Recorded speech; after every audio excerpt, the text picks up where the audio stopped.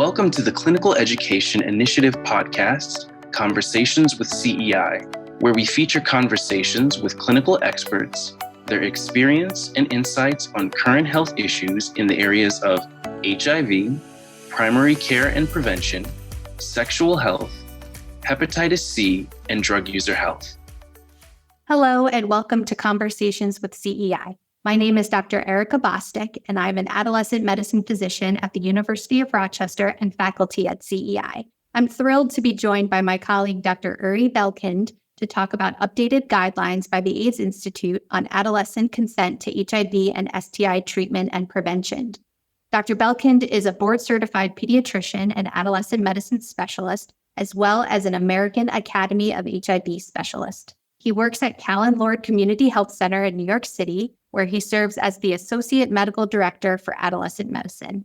He also is the Clinical Director of Health Outreach to Teens, or HOTT, which is a comprehensive multidisciplinary program designed specifically to meet the medical and mental health needs of LGBTQ adolescents and young adults ages 13 through 24. Welcome, Dr. Belkind, and thank you for joining us today. Hi, thank you for having me. It's really nice to be here today. I was so thrilled to see official guidelines put out here because this comes up, at least in my day-to-day, pretty on the regular. There's so many questions that come up related to adolescents in general.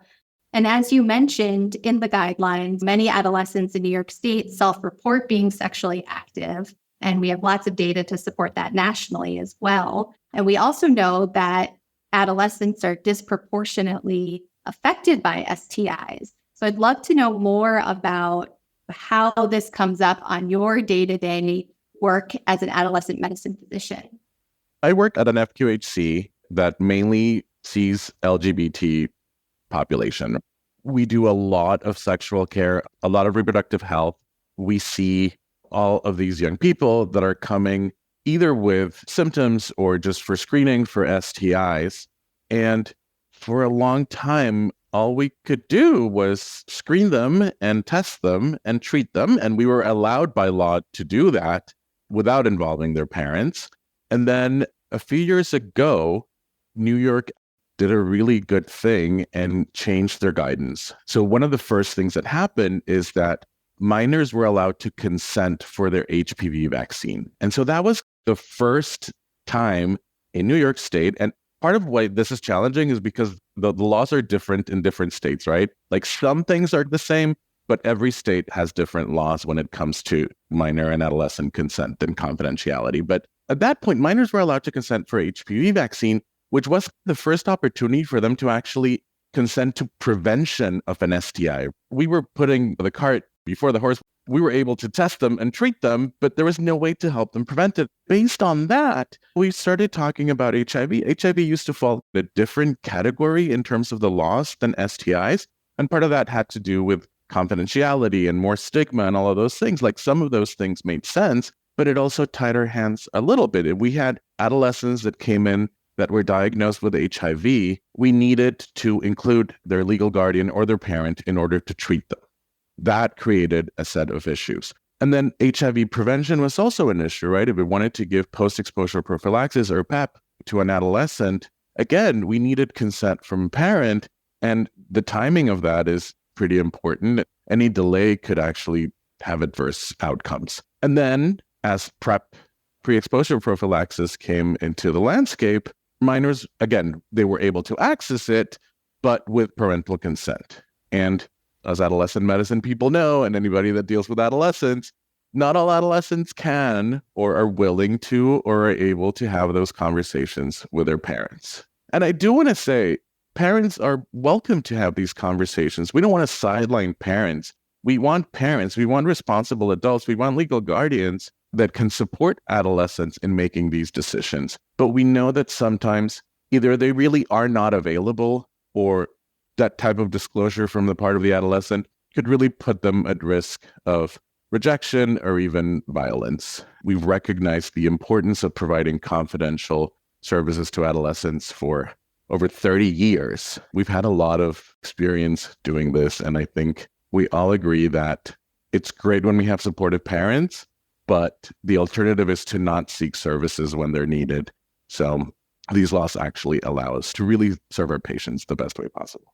You're spot on there. So much of adolescent medicine, and really medicine in its essence, is grounded in prevention. We're trained to deal with the illness or intervene for the situation that needs surgery or medicines or whatever. But in the ideal situation, we should really be focusing our efforts on prevention. And so you said it so nicely in the guidelines. This guidance does not intend to minimize the role of supportive parents, guardians, or other adults who may provide additional support to help adolescent patients adhere to their treatment plans. But as you said, it's just not always possible.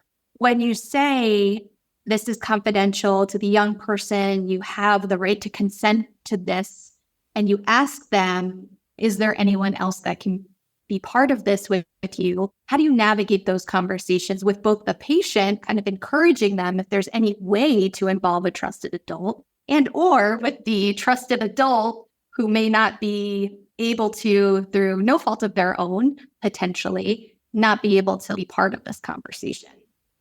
I think we need to weigh both sides. Is there someone that can help you, but also would disclosing actually potentially lead to harm, right? Again, whether it's becoming homeless or being kicked out or even violence or abuse, etc. So I think it is important to help the adolescent think about what would happen if they were to disclose, whether it's an unintended pregnancy, whether it's an STI, whether it's certainly HIV. It is important to help the adolescent find someone that could be supportive, explain why it would be important to have someone that's supportive, right? And if you're treating, I don't know, like a bacterial STI, you give a dose of antibiotics, that's it, that's done. Maybe not as important, although still, but could be traumatic. And so there is a role for that type of support. But in issues where we're using medications chronically, whether it's birth control or PrEP, then there are a few other things that come into play, right? First of all, it can be hard to take a medication, to maintain adherence to medications that you're taking chronically. Our health system is complicated, right? You need to sometimes deal with insurances or prior authorizations or even refills at the pharmacy. And when you're young and have never had that experience, it can be a little bit challenging. And then the other thing is, if you're taking a medication chronically, you have the bottle or the packet or whatever lying around. And so there's a bigger chance that if you're at home, somebody can find it. Including an adult just takes care of all of those things. So if it's possible, it really just lowers the temperature in the room so much for everyone involved. It may be that adolescents might not always feel like they will be supported or feel like the reaction is going to be really negative, and oftentimes that's not the case. And for parents, again, parents that want to be part of this conversation and the adolescent doesn't let us, well, again, we can talk to the adolescent, but they have a legal right to confidentiality. It's not that we want to exclude the parent. We can talk to the adolescent and, hey, listen, your parent seems to be really supportive. Would you want to have this conversation? But in the end, if the minor is consenting for this type of care, then it's their right. It's just as any adult. So we have to weigh all of those things when we work with adolescents. Ensure optimal health outcomes, prevent accidental disclosures, try to incorporate supportive systems or networks, and making sure that they remain safe. You brought up two things that I think are so important and so complicated. One has to do with the systems issues that New York, I think, is ahead of the game in terms of really recognizing the importance of adolescent confidentiality for lots of things. But the system often lags with operationalizing this. And whenever I give a talk, and probably when you give talks on this, there is inevitably a question about what do you do for the explanation of benefits or the EOBs, or what can my clinical space do to try and support the legal right of confidentiality for this young person when there are so many stops along the way that could accidentally disclose whatever confidential information is being transmitted. And the stakes can be so high. There is no way to ensure a perfectly confidential system. Does your clinical space have any workarounds or things that you've operationalized that maybe our listeners could benefit from learning from? Our institution is very supportive of the work that we do with adolescents. And I think that's really important. And it's something that's happened through many years of advocacy of our own on behalf of our patients within our institution. So our practice is there's like a real danger of an adverse outcome due to accidental disclosure, we cover the cost of the visit. We're lucky that we have a 340B pharmacy and we can give the medication without cost. So we don't even document the insurance part. And I realize that this is utopic, right? I know that not a lot of people would be in a similar situation. When talking about commercial insurance, there's the issue of the explanation of benefits, which has a reason of being, right? It's to prevent fraud that unfortunately does happen. But when it comes to minors, the policyholder will get this letter in the mail that says, hey, you used this service. If it's Medicaid, like Medicaid will not send explanation of benefits. But if it's a medication that needs a prior authorization, then they will send a letter because it's a prior authorization, right? So that's more dealing with the pharmacy side of it. Multiple areas where we have to pay attention to. And that's one of the things that those of us that love working with adolescents, we're, okay, sure, we'll figure out that puzzle, but it is time consuming, it is labor intensive, it takes a village. I think there's a lot of push in the ideal world also. We would have just a bigger village. We would have people with different skill sets bring all sort of knowledge and skills to the table.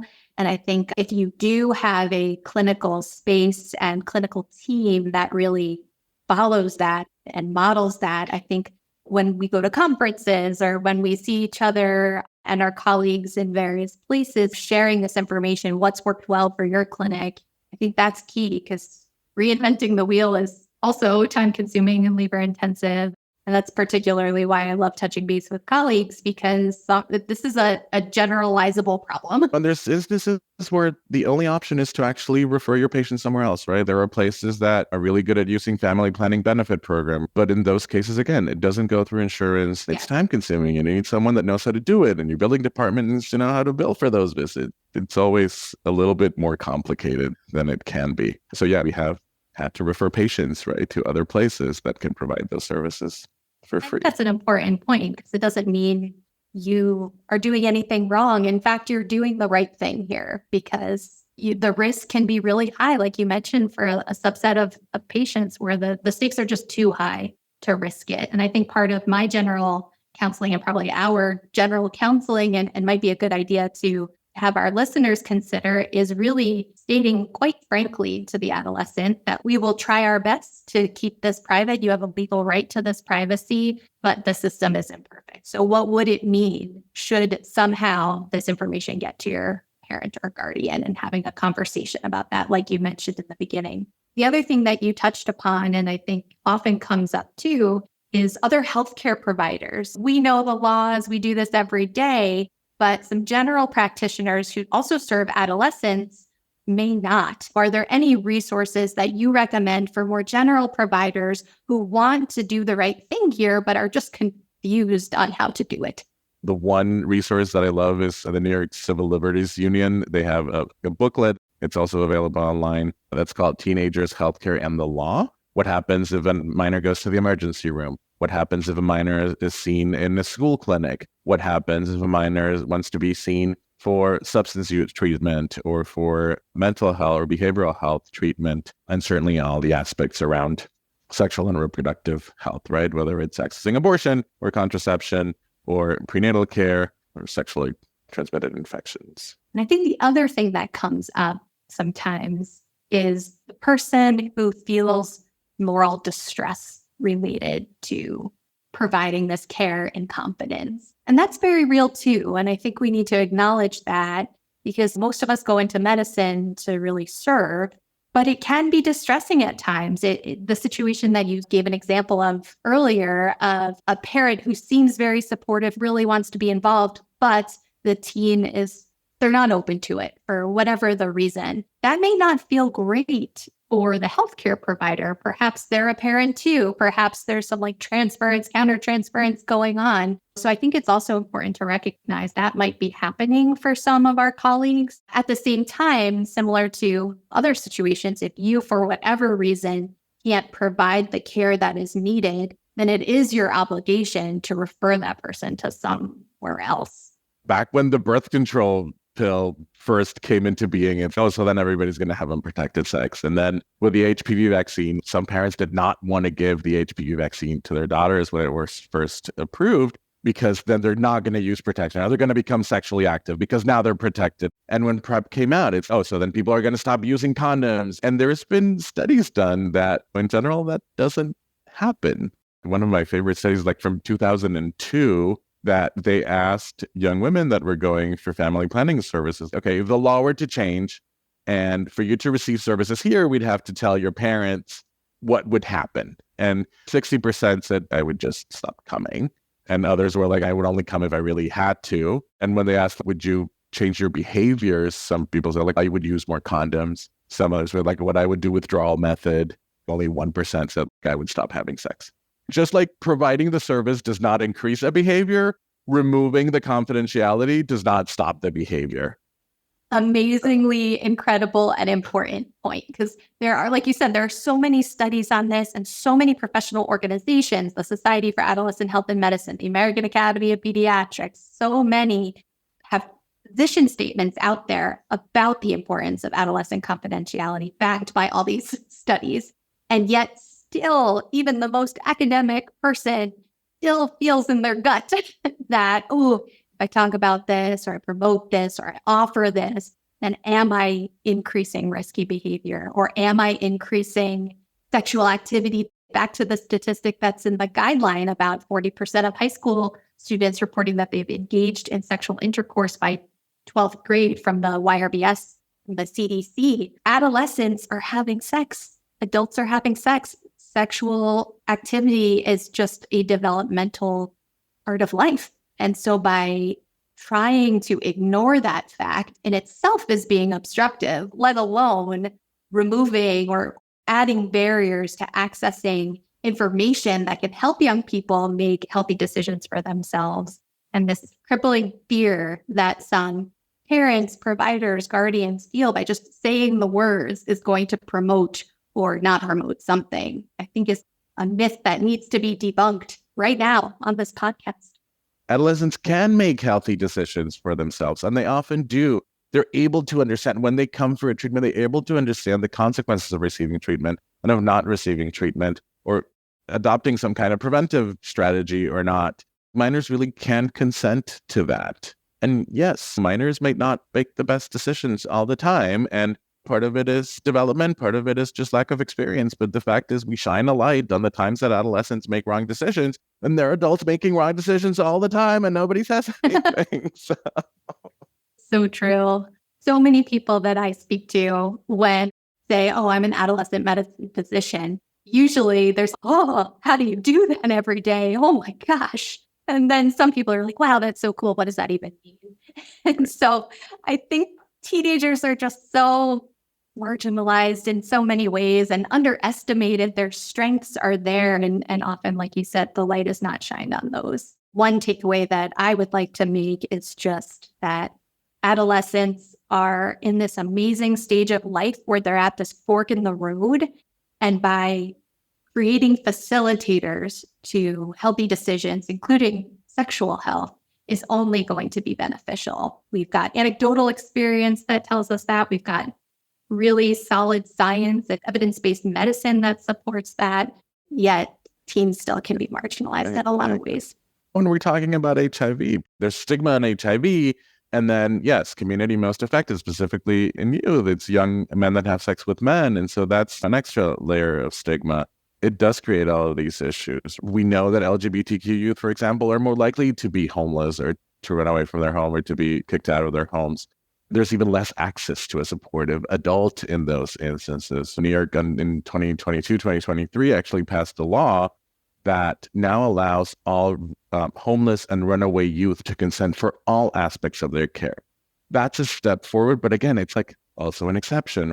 How do I know if they're really homeless? How do I know if they're runaway? What does that mean? There's letters that come out and there's FAQs that are out from the Department of Health, but it creates another layer of concern. At the same time, we need to think creatively. Nobody goes into adolescent medicine or into a field of medicine that serves adolescent patients because it's simple and straightforward, right? We need to work together to really think creatively with policymakers, with key stakeholders of how can we best serve our youth in this really unique preventative, spirited time in their existence so they can really grow up to be the healthy adults that everybody agrees or should agree that they deserve to be. And a plug for adolescent medicine, right? It's awesome. And you need to be creative, and you need to find different ways to do things, and you need to be open to do them. And then I couldn't be happier with my choice of field. Wrapping up, thank you for such rich, complicated, yet simple at the same time conversation related to adolescent confidentiality and how we can best serve adolescents in a comprehensive, sex-positive way. What are the biggest takeaways that you want listeners to walk away from listening to this podcast? I think, again, the most important thing is that adolescents can make healthy decisions about their life. That's the first one. The second one is that there's not always a supportive adult, or the adolescent might not always feel that there's a supportive adult. And we can sometimes help them find that adult. Sometimes we can't. But that doesn't mean that they should not be able to access services that are well proven to benefit both them and even as a public health measure, right? If we're talking about HIV, undetectable equals untransmittable, it's a public health issue, and same thing with STIs, et cetera.